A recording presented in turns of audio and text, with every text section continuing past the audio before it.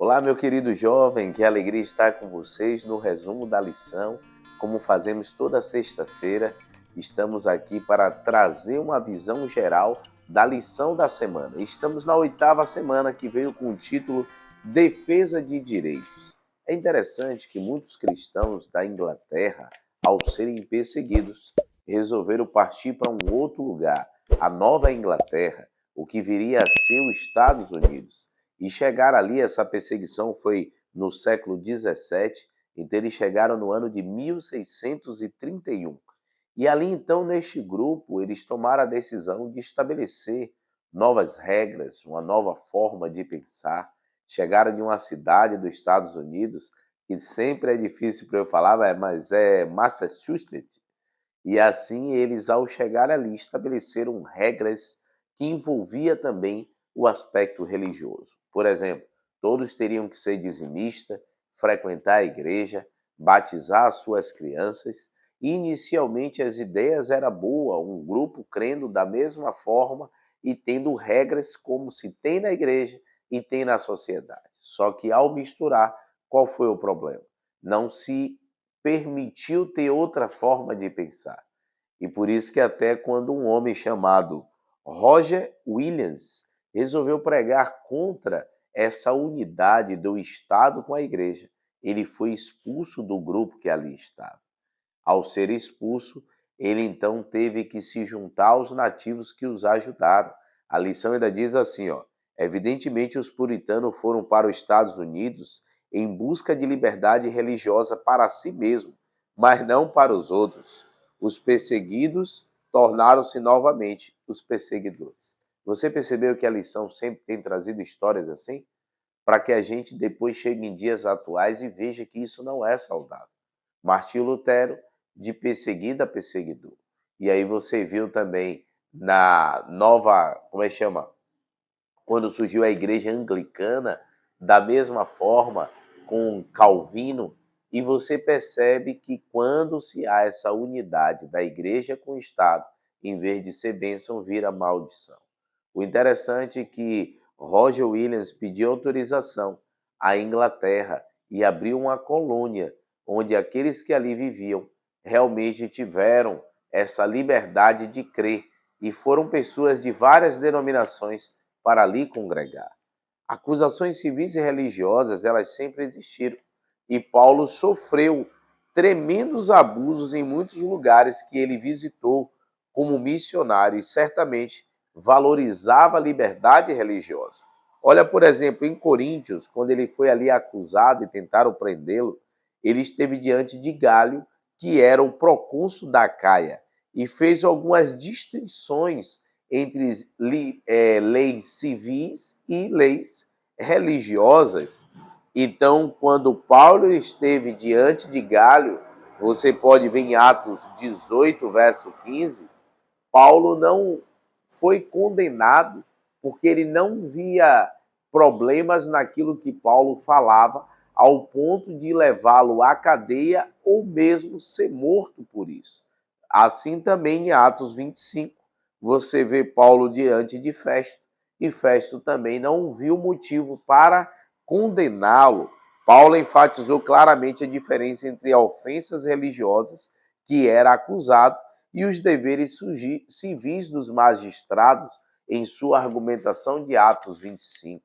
Então, Paulo estava exercendo a sua liberdade religiosa de falar daquilo que ele cria. Essa é a pregação que fazemos, queridos. A gente não obriga ninguém a crer, mas falamos daquilo que impactamos a nossa vida. Por isso que, às vezes, alguns se assustam de ver igrejas cheias que aparentemente alguns acham que pregam a mentira, mas e por que estão cheias? Porque tem mais pessoas compartilhando daquelas verdades que ele crê. Então o impacto na vida de outros é maior, porque se tem mais gente testemunhando, mais alcance terá. E fica aí uma lição para nós, de levarmos aquilo que nós cremos às outras pessoas. É importante observar que, embora Paulo às vezes reivindicasse sua cidadania, ele não o fez todas as vezes. Por exemplo, ele foi preso determinada vez e ele foi ali espancado, ferido em Filipos, e ele foi levado à cadeia, ele foi cantando hinos, não resmungou, não reclamou, e até mesmo quando de uma maneira extraordinária o terremoto abriu as celas, Paulo não fugiu. E isso serviu como testemunha ao carcereiro e sua esposa, ao ponto deles se converterem.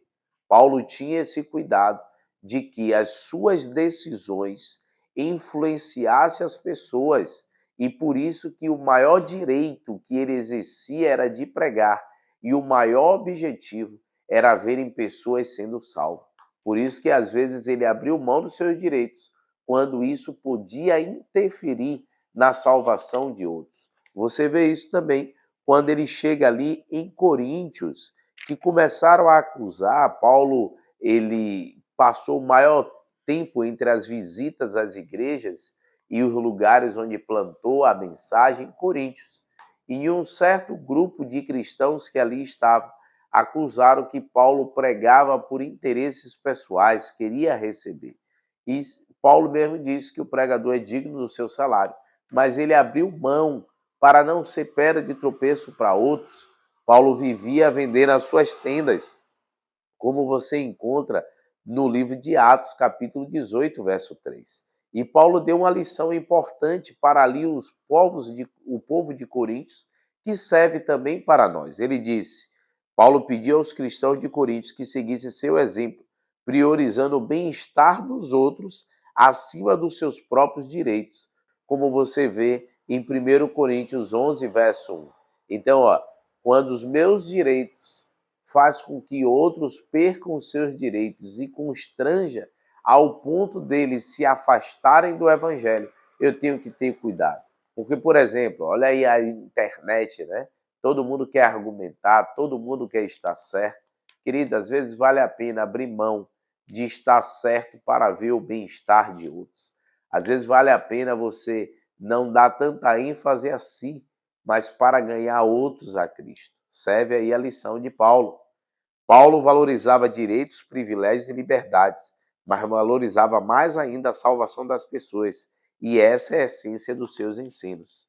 O bem-estar, o cuidar da salvação de outros, acima dos meus direitos. Sempre que Paulo tomava uma decisão, ele estava mais preocupado com o impacto final de suas escolhas teria sobre os outros do que a preservação dos seus próprios direitos. E a gente vê isso na vida de Cristo. Cristo, ele no momento ali que foi julgado, ele se silenciou, ele preferiu não falar. Mas a vida de Cristo não foi calada a todo momento. Em vários momentos ele se defendeu, chamou até os fariseus de raça de víbora, mas ele sabia falar nos momentos que precisava, porque aquela fala impactou a outros que estavam ali, mas no momento que foi apenas um julgamento entre ele e seus acusadores, ele achou por bem o silêncio, porque muitas das vezes o silêncio fala mais alto. E isso serve para nós, porque em muitos lugares seremos acusados e levados a tribunais. Em alguns momentos, como Paulo, ele pediu para ir até instâncias maiores e recorreu à sua liberdade religiosa. Mas em outros momentos, Paulo também se silenciou, assim como Cristo. O Espírito Santo nos guiará e a gente precisa perceber o impacto de nossas palavras sobre outros, quando devemos calar e quando devemos falar. Vamos então orar nesse momento? Querido Deus, ó Pai, abençoe os nossos amigos do canal, que teu Espírito Santo permaneça com eles, livres do mal, fortaleça-os na fé, no nome de Cristo Jesus. Amém, Senhor. Deus te abençoe e um ótimo dia de preparação na presença do Senhor. Tchau, tchau, queridos.